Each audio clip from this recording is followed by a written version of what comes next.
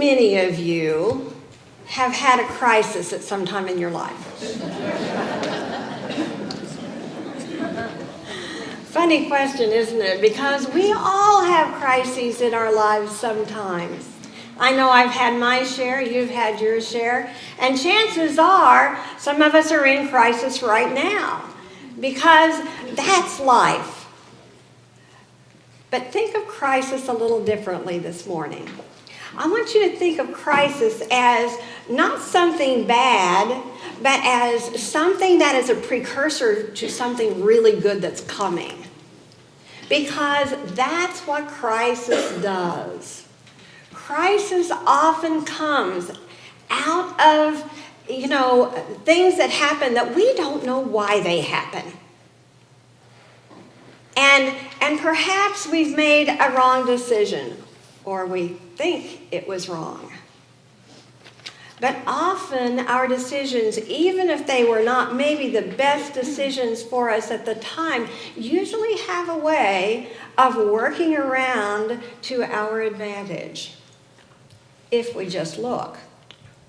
Now, I have noticed in my own life that when crisis comes, when chaos seems to be overwhelming my life, that there is a feeling of expectation, that something good is going to come out of this, that there is something that's going to happen in our life that is going to simply take us into a new place in our lives. And if we are willing to see those times of chaos in that way, we are going to find that, wow, look what came out of what appeared to be a terrible situation. But we have to be aware. We have to be awake, and we have to know what's going on. This happened in Jesus' life in a big way. When we think we have crisis, pick up the Bible. Believe me, you will find that there are crises in here that none of us want to face. So I want to read to you from Luke 12 today. This takes place just before Palm Sunday. 6 days before the Passover, Jesus came to Bethany, the home of Lazarus, whom he raised from the dead. There they gave a dinner for him. Martha served, and Lazarus was one of those at the table with him. Remember Martha and Mary, where Martha's complaining? Well, this was a different time. This was a different day. Now Mary took a pound of costly perfume made of pure nard, anointed Jesus' feet, and wiped them with her hair. The house was filled with the fragrance of the perfume. But Judas Iscariot, one of his disciples, said, "Why is this perfume not sold for 300 denarii and given to the poor?" Then in parentheses, the Bible has this little commentary that someone has written, which we're not going to read this morning, because we know it's only hearsay, and we've watched enough law on TV to know that that's not admissible. Is that right? Yeah, we can't admit that. No. So we're going to leave that out. And Jesus said, "Let her alone. She bought it so that she might keep it for the day of my burial." See, Jesus has been trying to tell them all along what's going to happen. "You will always have the poor with you, but you do not always have me." So Jesus was talking to the people and saying, look, I'm not always going to be here. It's a good thing that she is doing this wonderful thing for me. It's a good thing.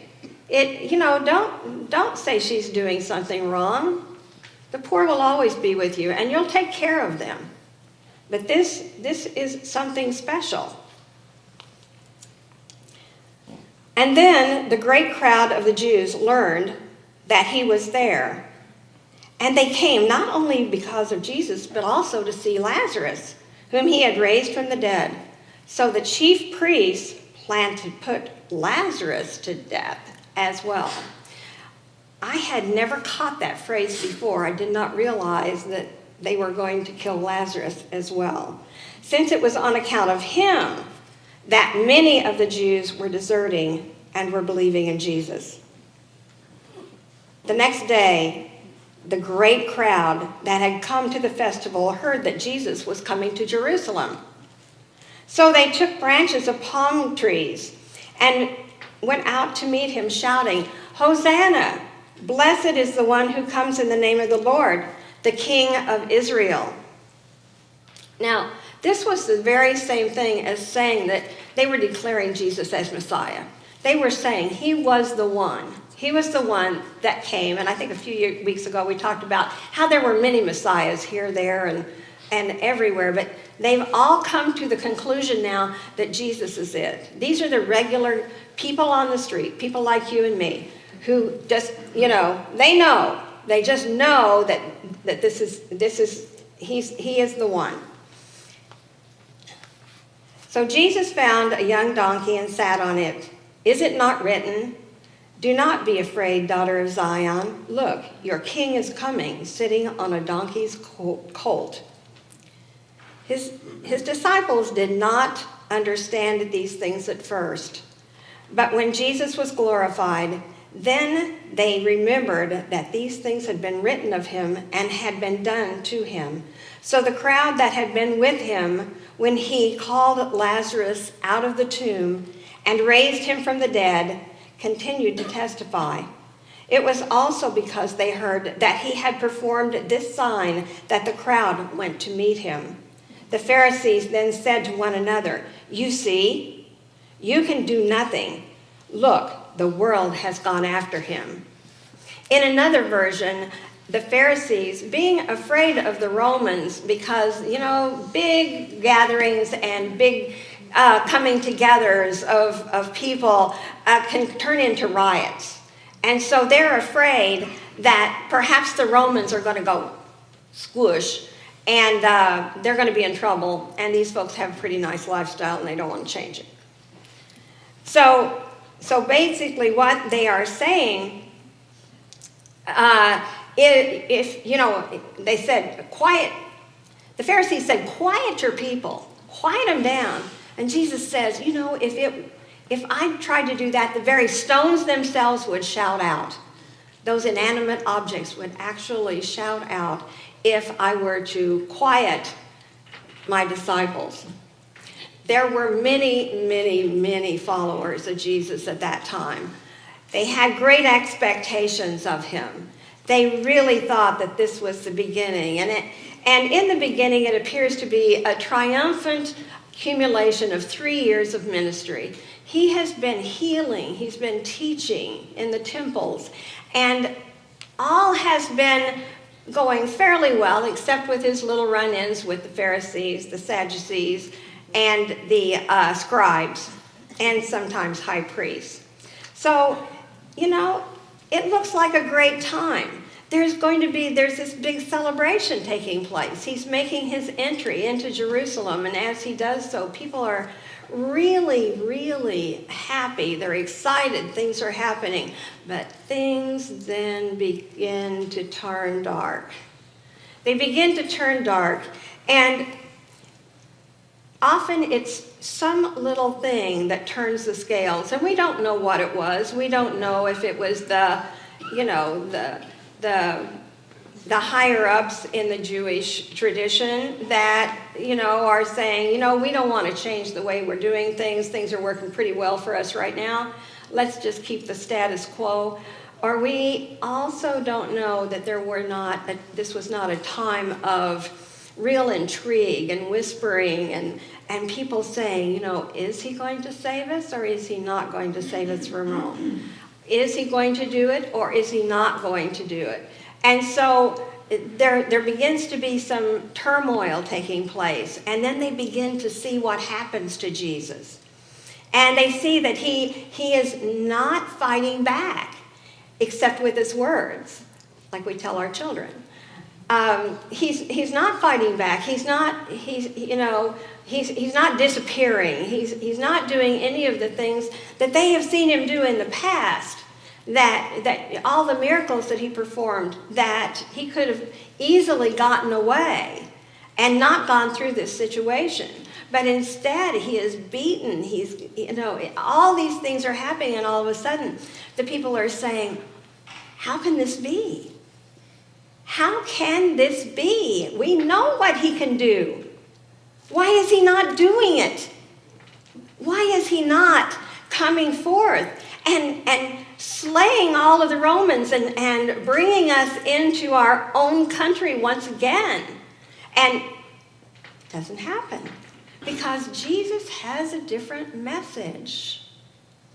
His message is not of the outer world. He knows that before people can have true freedom, they have to have freedom within themselves. They know that this freedom comes from within. He knows that, and he's trying to get that point across. To seek first the kingdom of God. My goodness, have we ever hit that one this year?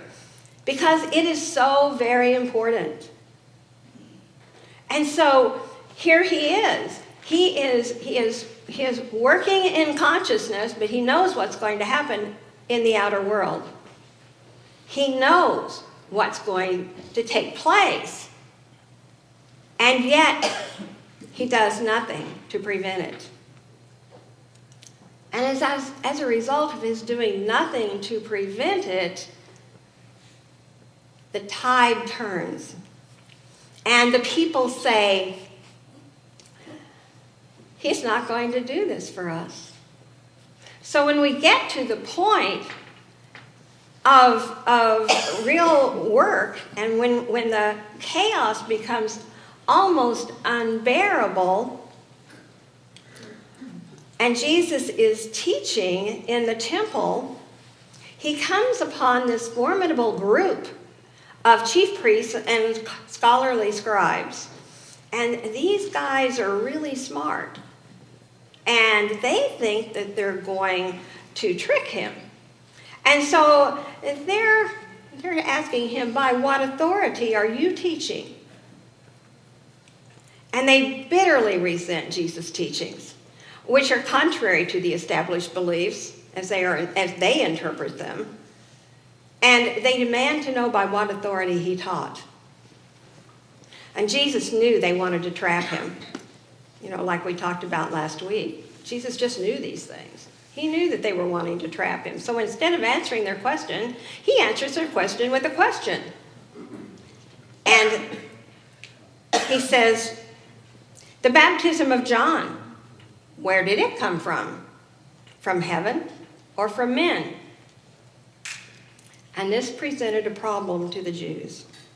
They really were having a problem with that one because they knew that if they said that John was from heaven and that he was divinely inspired, they would be conceding that Jesus was the Messiah, whom John had proclaimed. On the other hand, if they dared to denounce John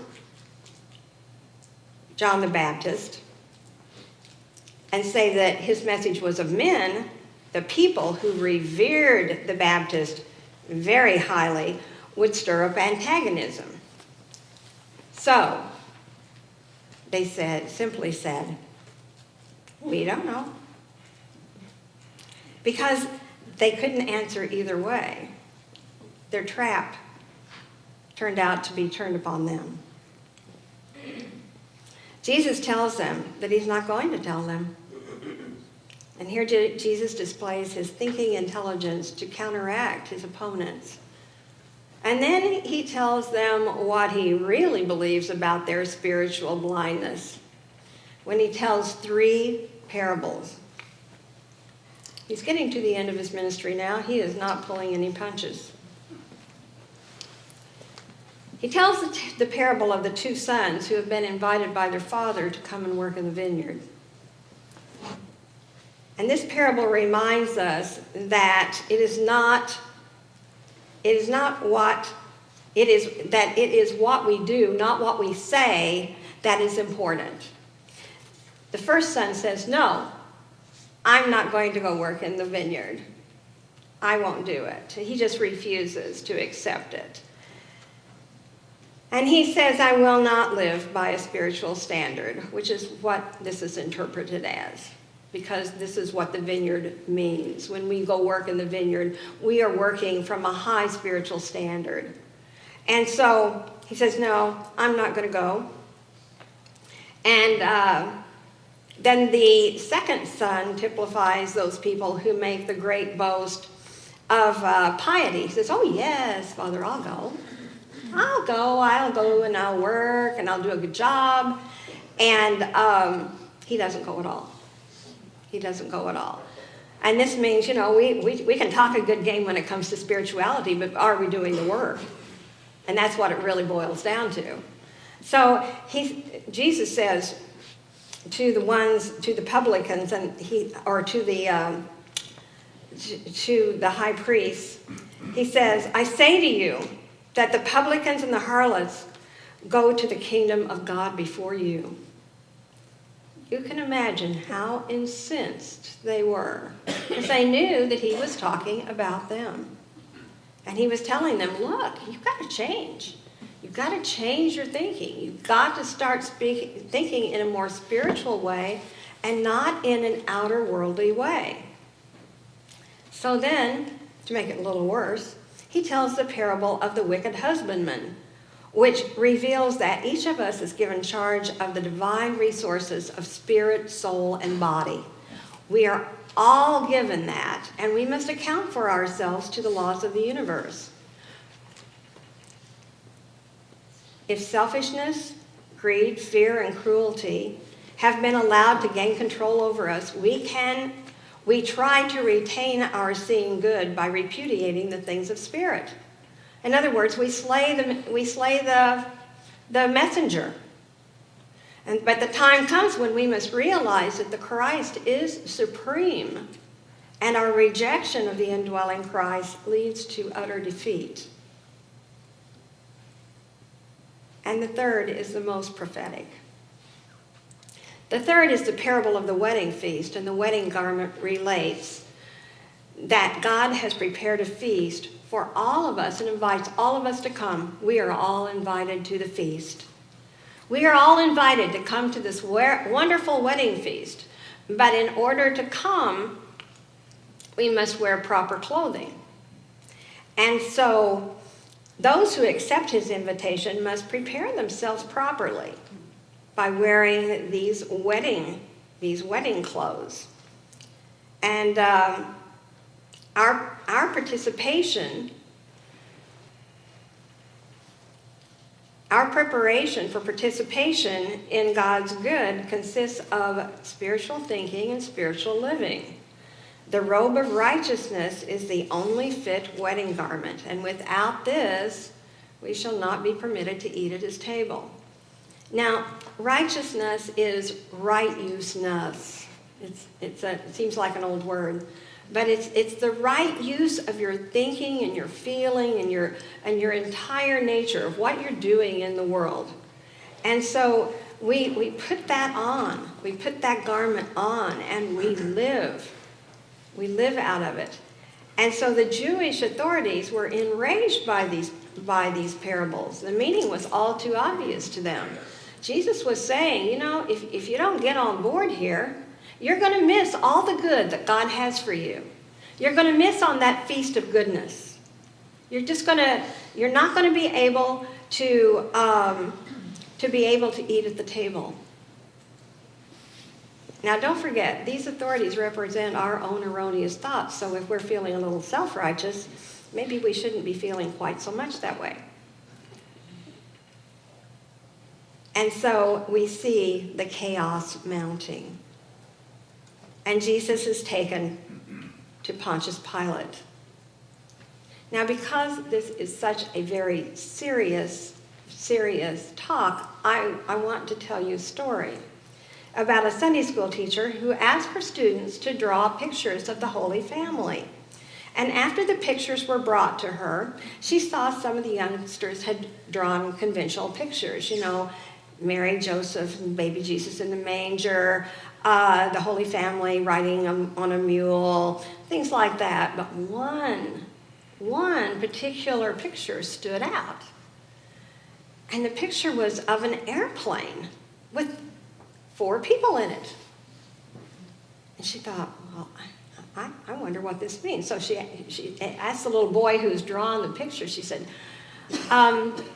I see that you've drawn this wonderful airplane, but can you tell me who the people are that are in the airplane? And he said, well, there's Mary and Joseph and the baby Jesus and the pilot Pontius.